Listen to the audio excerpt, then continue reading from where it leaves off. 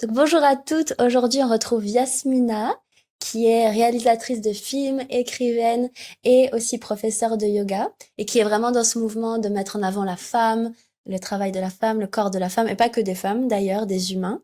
Et on s'est rencontrés sur les réseaux sociaux il y a pas si longtemps, il y a quelques temps. Ça fait quand même peut-être un... Moi, ça fait, je pense, plus de 6 mois que je te suis Ouais. sur les réseaux. Ouais, de quelques mois qu'on se suit et donc moi je t'ai connue plutôt à travers tes films et ton travail.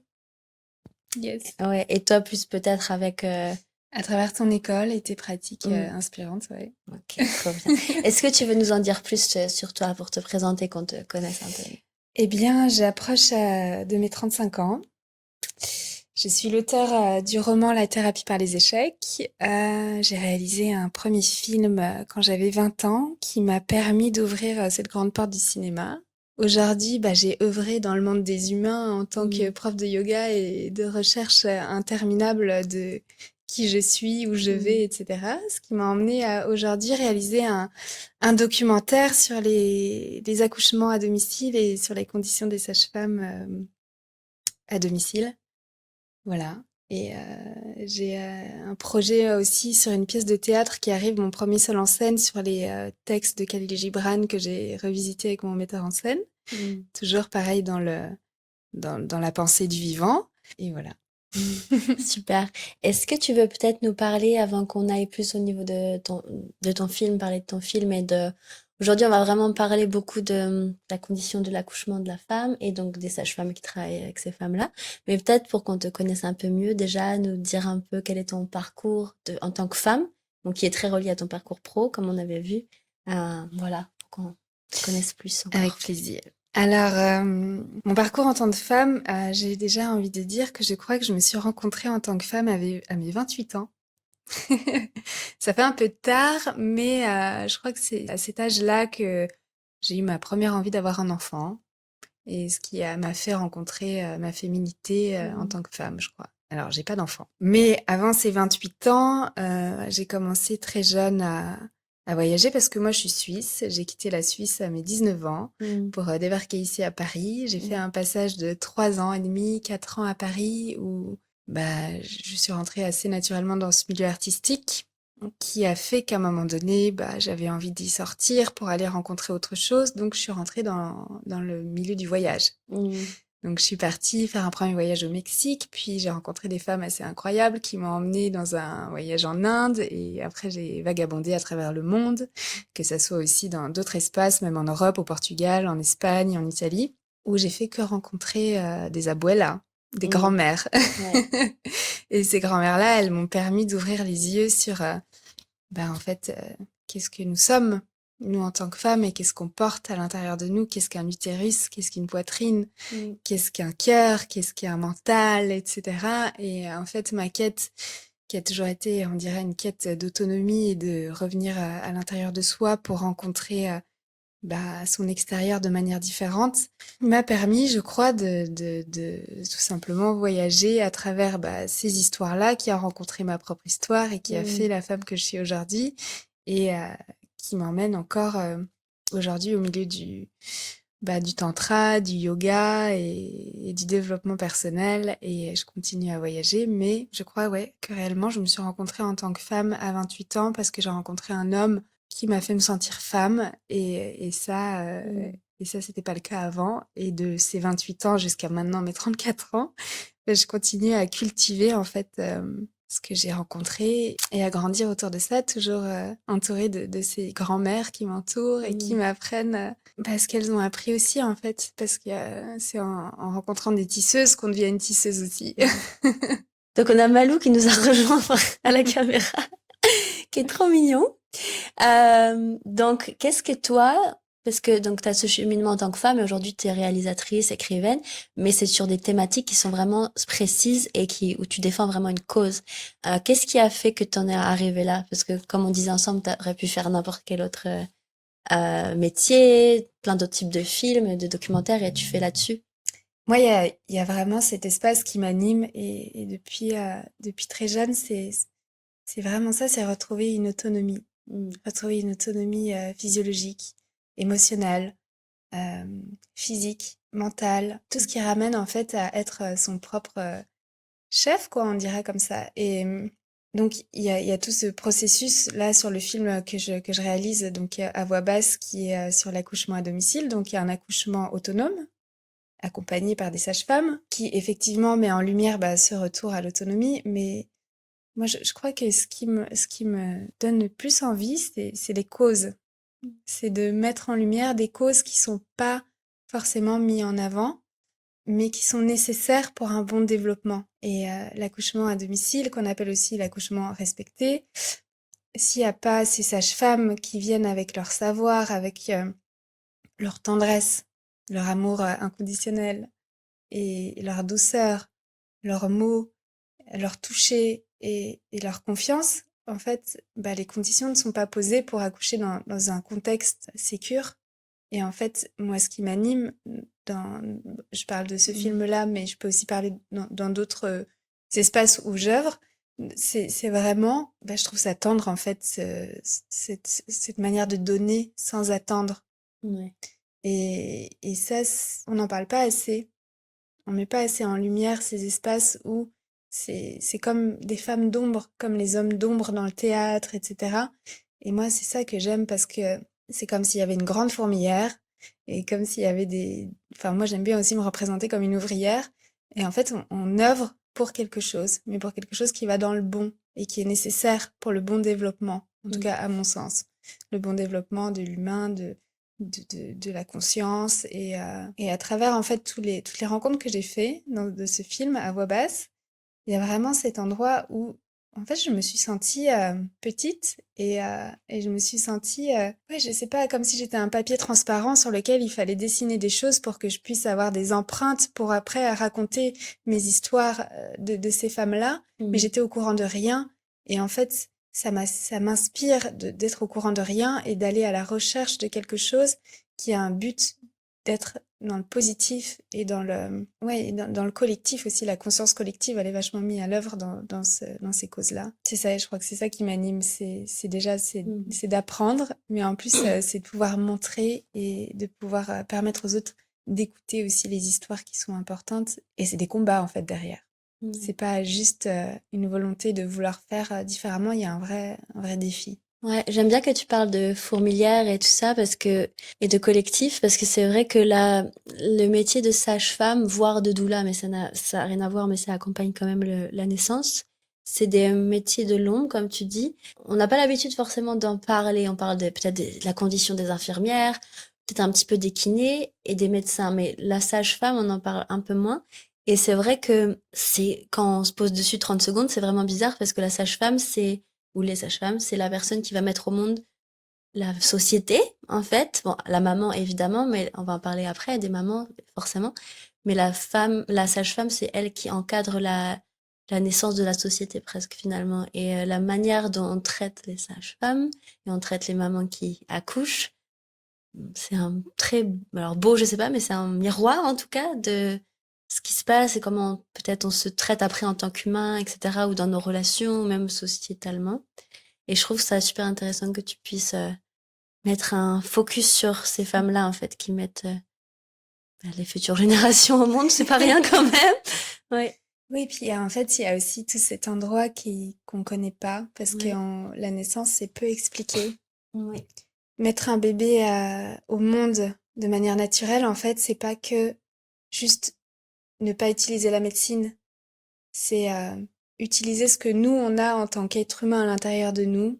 Je parle, quand je dis ça, c'est le sang qui coule quand on met un bébé au monde, c'est le processus de délivrance, c'est la phase de désespérance. En fait, tout ce qu'on a, tout ce qui est mis en place par notre corps pour donner la naissance, en fait, il est plus respecté. Et en fait, nous qui voulons naître libres et remplis allez, de bonne santé, d'être en forme et tout, on nous enlève tout ça, en fait. Parce qu'on nous informe pas qu'une naissance naturelle permet d'avoir tous ces ingrédients pour être fort, pour assumer une vie avec toutes les neurones dont on a besoin.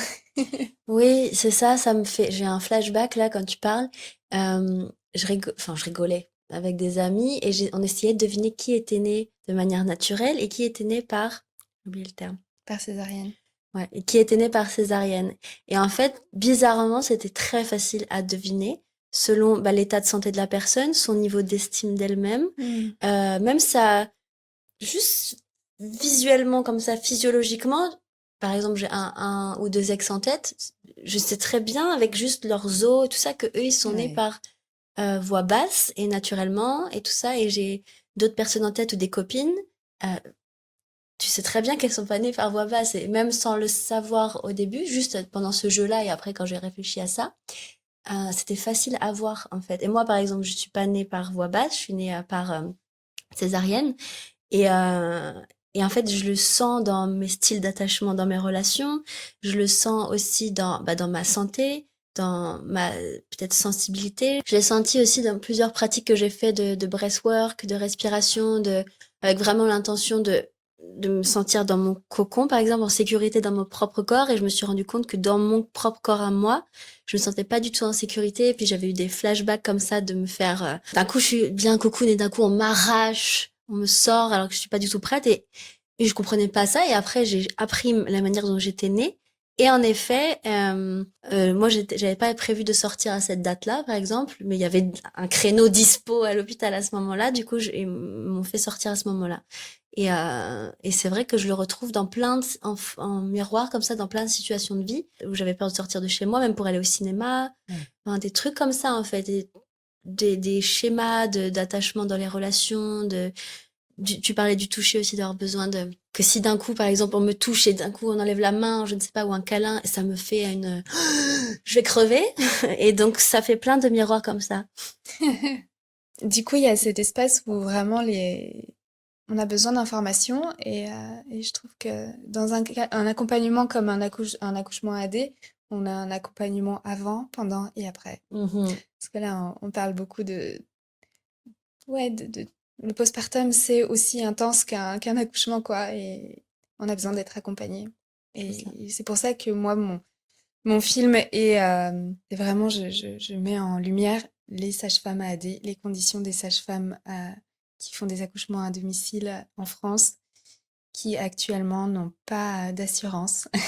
Tu en parles un peu plus justement de ça, peut-être de ce qu'il y a dans ton film et donc de la condition? Euh, oui, je peux un petit peu exprimer ce que moi je mets en lumière dans mon film. Donc du coup, ce film-là, je l'ai écrit il y a 1 an et demi, Mhm. où j'avais commencé bah, justement à mettre cette petite graine dans ma tête et dans mon cœur de vouloir œuvrer dans cet espace-là. J'ai mis un peu du temps parce que généralement, juste pour un petit peu raconter la procédure, comment ça m'est venu et pourquoi il en est là Mhm. aujourd'hui. Généralement, quand j'ai une cause qui me vient, j'ai plutôt envie d'être dans la force au début. J'ai envie d'aller manifester, j'ai envie d'aller hurler, j'ai envie de dire des gros mots, j'ai vraiment envie d'être dans un espace un petit peu de feu, quoi. Ouais. Et là, cet espace-là, il était là parce que en fait, j'ai vite atterri dans un espace où il y avait aussi beaucoup de doula, où il y avait des femmes qui étaient très engagées et je me suis un peu laissée porter dans allez, Yas, monte au créneau, c'est bon quoi. Ouais. Et je me suis rendu compte qu'en fait, c'était pas du tout comme ça qu'il fallait prendre ben, en fait, cette thématique et que finalement, c'était pas un combat. Mm. Ou en tout cas, c'était pas une guerre, mais plutôt un combat à mener, on pourrait Mm. dire comme ça. Et en fait, je me suis rapprochée d'une association qui s'appelle l'APAD, l'Association des accouchements à domicile, qui existe depuis, je crois, 2013 ou peut-être un petit peu avant. Et en fait, c'est un regroupement de sages-femmes AAD qui ont décidé de mettre en œuvre ben, une association pour soutenir les Mm. sages-femmes qui se font attaquer. Donc, en me rapprochant de cette association, je me suis rendu compte qu'en fait, il y avait beaucoup de douceur dans ce milieu-là. Ouais. Et puis, t'as pas le choix d'avoir de la douceur parce que, en fait, la clé, c'est pas d'aller au front et d'aller hurler. En tout cas, dans ce sujet-là, c'est d'y aller avec beaucoup de douceur et de diplomatie et avec un dialogue cohérent. Et ça, ça m'a fait changer de direction où au début, j'avais envie d'un truc révolutionnaire. Et bah, aujourd'hui, je suis plutôt dans un espace où, bah, grâce à cette association, j'ai rencontré énormément de sages-femmes et j'ai rencontré aussi d'autres femmes exceptionnelles, dont des juristes, Mm. dont des femmes qui ont écrit des bouquins, dont des féministes, dont des parents, des papas et des mamans. Et donc, ce film qui se nomme À voix basse, aujourd'hui, bah, j'ai rencontré quelques sages-femmes qui passent dans mon film. Je suis une sage-femme qui nous emmène jusqu'à l'accouchement d'une Mmh. maman de son bébé à domicile. Et on est en fait, on a fait de la coproduction avec la Belgique, avec l'Italie, avec la Suisse, avec les Pays-Bas. Donc du coup, on a aussi des interventions de sages-femmes qui viennent d'ailleurs, qui nous racontent en fait, elles, leurs conditions qui sont, disons, beaucoup plus stables que les sages-femmes en France. Ouais. Et en fait, la problématique, c'est qu'en France, c'est cette problématique d'assurance. Mmh. Elles sont pas reconnues comme étant des sages-femmes, quoi. Pourtant, elles font les mêmes études, elles ont les mêmes diplômes, et Voire même cetera? plus. Ouais, Elles sont encore plus formées. ouais. Mais il y a un problème, un couac. J'ai envie de le dire ici, mais je peux pas forcément, c'est pas forcément explicable, mais en tout cas, ça englobe tout ce qui est un sujet d'actualité, avec le pouvoir, avec la politique, avec les femmes, leur Mmh. corps.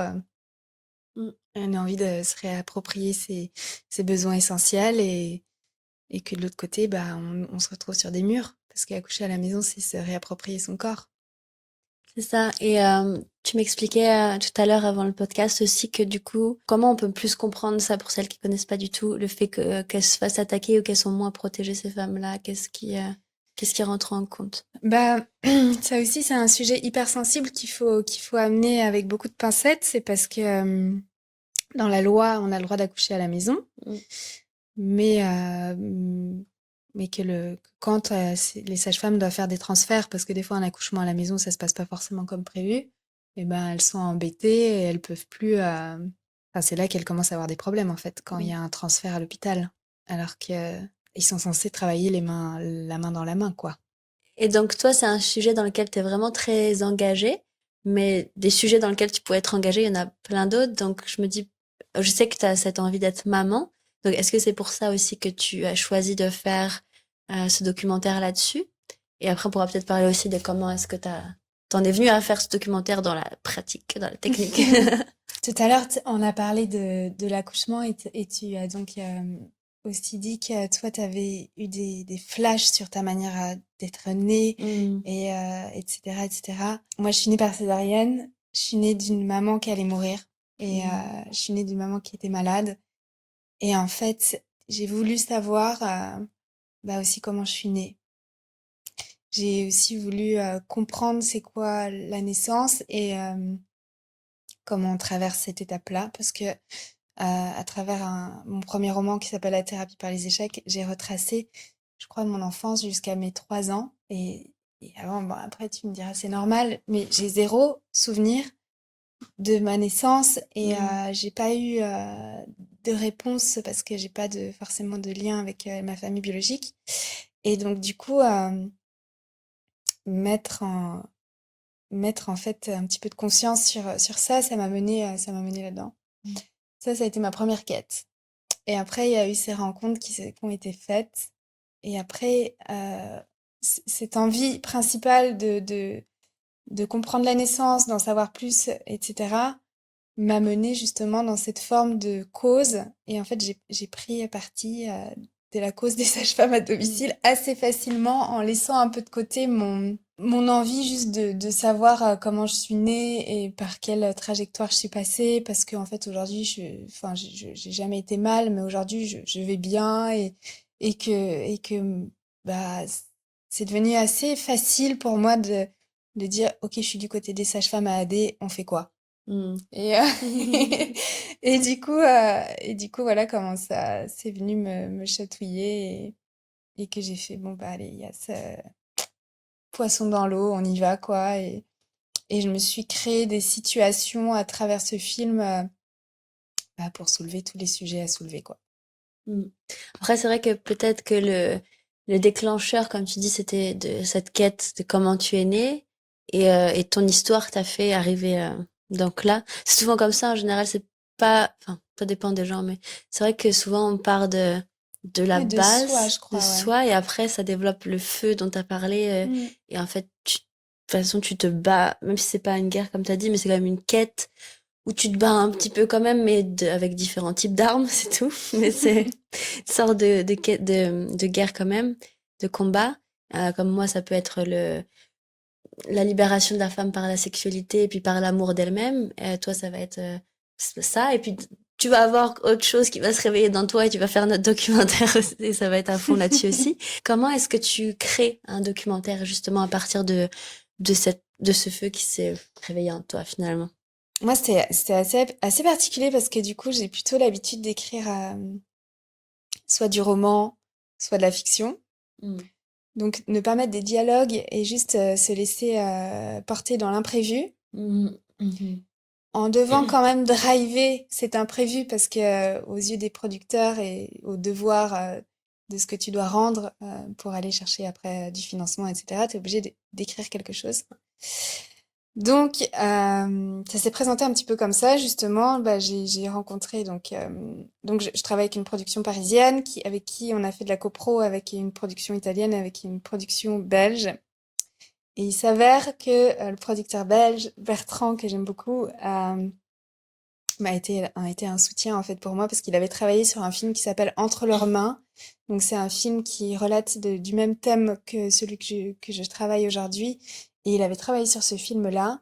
Et donc lui a beaucoup travaillé dans le documentaire. Et donc moi ce que j'avais fait, c'est que j'ai écrit donc un synopsis, c'est-à-dire un résumé détaillé de ce que je voulais dans ce film-là. Puis après j'ai écrit un traitement. Donc Mm. j'avais deux, trois trucs que je savais exactement où je voulais aller. Mais ça suffisait pas. Donc en fait, il m'a mis un peu des défis. Il me disait, voilà, Yas, c'est pas ok. Là, c'est pas ok. Là, on comprend pas. Là, c'est pas comme ça. Mais sans devoir mettre du dialogue et sans en même temps devoir être dans la manipulation de qu'est-ce qui va se passer. Dans ce travail-ci, j'ai dû un peu me mettre un peu un pion et j'ai pris le parti pris d'être dans le film en fait et de créer une voix off et de justement me laisser porter et de me laisser porter dans ce tissage des sages-femmes et de la naissance et de faire, bon, bah en fait là, ça m'emmène là. Et en fait, ça m'emmène à une autre question. Bah, on va aller fouiller dans cette question-là. Et après, on va aller là. Et après, bah pourquoi? Et pourquoi? Et en fait, tout ça, ça a permis. Et j'ai travaillé avec Isabelle Koenig, qui est une super sage-femme qui est à la retraite aujourd'hui, mais qui, elle, a été d'un soutien exceptionnel. Et en fait, je me suis vraiment littéralement laissée mais drivée par ces femmes qui m'ont un peu de rencontre en rencontre permis de juste aller quoi. Ok, bon, bah, vous m'emmenez là, bah, je vais là, bah, je vais là. Et en fait, tout ça, j'ai dû le mettre par écrit et le tournage n'a pas tout à fait commencé. J'ai déjà eu des jours de tournage, mais j'ai pas terminé le tournage de mon film. Donc, mon travail, il est pour l'instant par écrit. J'ai des images, mais je pourrais te raconter après comment ça s'est passé. Mais si tu veux, j'espère qu'ils écouteront ça après le tournage, mais j'ai posé ce que j'avais à poser et j'espère juste me laisser porter dans l'imprévu de ce tournage-là qui est pour moi comme une naissance en fait. Ouais. J'ai des envies, comme une Mm. femme qui va accoucher, Mm. mais je connais pas la suite. Donc Mm. voilà. Mais c'est, en tout cas, oui, il y a eu tout ce processus d'écriture, de poser les gros titres, le fil rouge, qu'est-ce que c'est, et en étant prudent, parce que c'est un sujet un peu politique, pour pas Ouais. blesser qui que ce soit. Mais en tout cas, il y a des jolies surprises parce que j'ai été contactée par des ces sacrées nénettes, quoi. Et j'ai un homme qui me suit dans l'aventure, qui est mon caméraman, mon chef-op. Mm. Et je trouve ça génial, en fait, d'être Ouais. en binôme avec un mec. Ouais. Il va faire son processus à travers la caméra aussi à sa manière. Oui, ça, je pense que c'est Ouais, très beau. Est-ce ouais. que t'as eu des, ou tu auras des hommes sages-femmes aussi? Parce que je sais que ça existe très peu, mais Bah non, j'en ai pas. non. J'en ai rencontré mais tu vois, j'ai dû un peu condenser en fait les gens avec qui je voulais être dans le film parce que c'est un vrai voyage en fait. Ce Ouais. film, je pars d'un point A et ça m'emmène au point Z. On va voyager, on va écouter et on va rencontrer. Et j'ai juste le mari d'Isabelle Koenig qui a soutenu pendant Mm. toute la carrière de sage-femme à aider sa femme et qui a un discours très engagé, j'adore ce mec. Ouais. Et donc, du coup, j'ai fait, vamos, tu viens dans le film, on va t'écouter, papa de 6 enfants, enfin, tu vois. Waouh. Ouais, donc, ok. Et puis, il y a le père aussi de la femme qui va accoucher, de la maman qui va accoucher, qu'on va Ah. suivre, qui sera là aussi comme porte-parole à ce moment-là, mais j'ai pas d'homme sage-femme à proprement dit, non. Et je crois qu'il y en a de moins en moins de toute façon, les hommes sages-femmes. Moi, j'en ai rencontré un quand sur mes jours de tournage là à Marseille où je suis partie filmer une journée à AD. Euh, je n'ai pas eu beaucoup, mais j'ai fait une rencontre très touchante. J'ai rencontré un mec qui était doula Bah, et je je voulais parler de trouvais ça, ça donc. génial. Ouais. Et je trouvais ça hyper tendre et j'aime bien ces mecs qui prennent la parole et c'est touchant quoi. Il y a un espace où moi ça me touche particulièrement de voir qu'ils ont envie aussi d'aller à cette rencontre. Pour les personnes qui savent pas, parce que c'est vrai que doula et sage-femme, il y en a qui peuvent faire un peu la distinction. Est-ce que tu saurais nous dire qu'est-ce qui différencie? Alors, une doula, c'est pas une sage-femme. Une doula, c'est une femme qui accompagne la sage-femme pendant l'accouchement à domicile. Ouais. Voilà. C'est vrai que maintenant il y a plusieurs termes. Enfin, doula, c'est beaucoup pour les femmes qui suivent une transition de vie. Donc il y a aussi doula qui a rien à voir pour l'accouchement, mais je sais que certaines femmes accouchent à la maison dans certains pays que avec des doulas et pas des sages-femmes aussi. Par exemple au Portugal Mhm. ou en Italie, tout ça c'est beaucoup que des doulas qui ont pas de formation de sage-femme, mais qui ont des formations peut-être plus avancées que les doulas en France, je ne sais pas. Mais ouais, faut faire une distinction entre les deux. Moi, je pense qu'elles sont formées pareil, sauf que c'est un peu cette problématique, c'est qu'elles sont pas reconnues de la Pas même reconnu. manière, quoi. Mm. Mm. Et pour les femmes qui seraient intéressées justement par soit se faire accompagner par une doula et ou une sage-femme, est-ce que tu sais comment peut-être les orienter? Parce que je sais qu'il y a beaucoup de femmes qui se disent, OK, je vais accoucher à la maison, mais déjà j'ai peur. Et je sais que c'est pas, ça peut être un peu tendu parfois bon, avec le système qu'on a. Et oui, comment est-ce qu'elles peuvent trouver peut-être leur sage-femme ou leur doula? Comment elles peuvent avoir confiance en la bonne personne? Euh, Déjà, il y a justement cette association LAPAD, APAAD, qui regroupe toutes les sages-femmes en France, AAD, pour les accouchements à domicile. Généralement, il y en a dans chaque région, Mhm. mais il y en a pas énormément. Ouais. Donc du coup, on peut aller sur cette plateforme, sur ce site internet de la PAD et envoyer un mot et les femmes, elles vont vous répondre hyper simplement et vous guider. Et souvent, une sage-femme est accompagnée d'une doula. Donc la sage-femme a sa doula et puis après, la procédure se fait comme ça. Mais mon invitation, c'est d'aller sur le site de la PAD et c'est vraiment, je pense, là où on trouvera les réponses. Mm. Mm. Super. Et donc la doula va aussi être là bien avant l'accouchement, accompagner la femme sur les mois de grossesse de différentes manières aussi, peut-être si tu as envie de nous parler de ça. Alors, vu que moi je suis pas doula, c'est un peu délicat, mais il est certain qu'un accouchement à domicile, il y a une prise en charge qui est avant, après Mm. et pendant. Donc du coup, effectivement, oui, il y a toujours une écoute. La doula, elle est là aussi pour accompagner le avant, le pendant et le après. Mm. Mm.